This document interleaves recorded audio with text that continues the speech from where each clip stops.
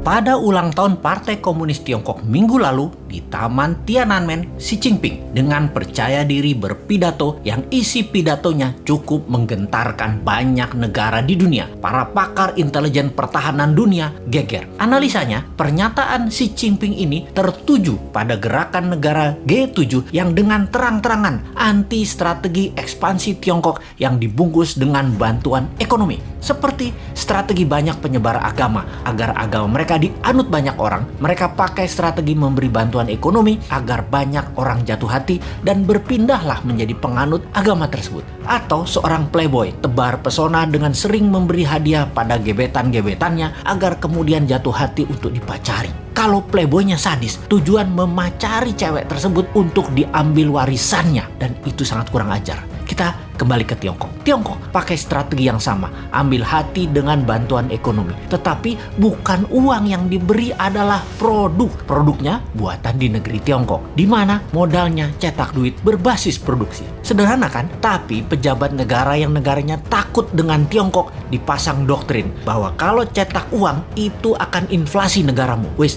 sakarepmu bos. Ingat, jabatan ada batasnya, ilmu juga ada batasnya. Hanya kebodohan yang ada batasnya. Nanti New Mind pakai strategi sama, memberi. Kalau sekarang kita lanjut dengan G7 yang anti strategi Tiongkok dan akan mempunyai program B3W yang menyediakan anggaran 10 kali anggaran Tiongkok ekspansi ke luar negeri. Kalau New Mind jadi, kita nggak pakai keduanya, kita main sendiri. Wis, pinter kalau urusan dalam negerinya. Ke luar negerinya, kedua pihak G7 dan Tiongkok kita mainkan. Lalu Xi Jinping mengatakan akan melakukan 3 hal: memenggal kepala negara yang melawan dan membuli dan membuat masalah dengan Tiongkok. Tiongkok akan membangun 100 silo. Silo adalah tempat peluncuran nuklir warhead roket. Kemudian akan mengambil secara utuh kembali, yaitu Taiwan, Macau, dan Hong Kong. Ini agresi militer niatnya. Biden, pemimpin Amerika, gemetar. Dan Biden mengajak Tiongkok, Rusia, dan Amerika untuk membuat pertemuan 3 negara. Di sini, perebutan global power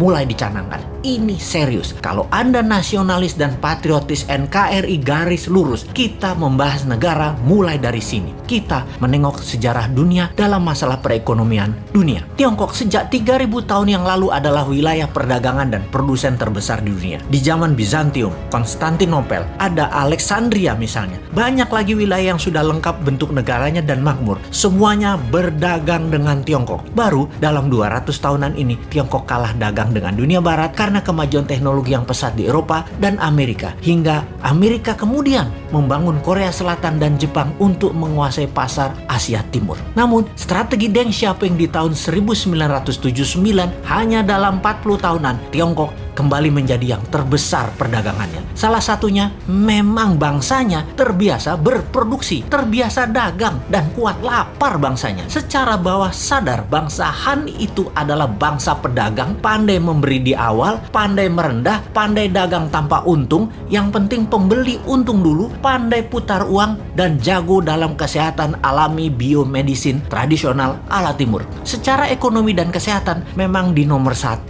dan 2 kan, baru makanan. Mereka itu jago makan. Makanan mereka enak-enak. Secara dasar kehidupan, pola pikir bawah sadar mereka ya happy-happy dan kerja keras. Work hard, play hard. Jangan kayak di negara tetangga, banyak yang work soft, no play. Ai mate dah lu.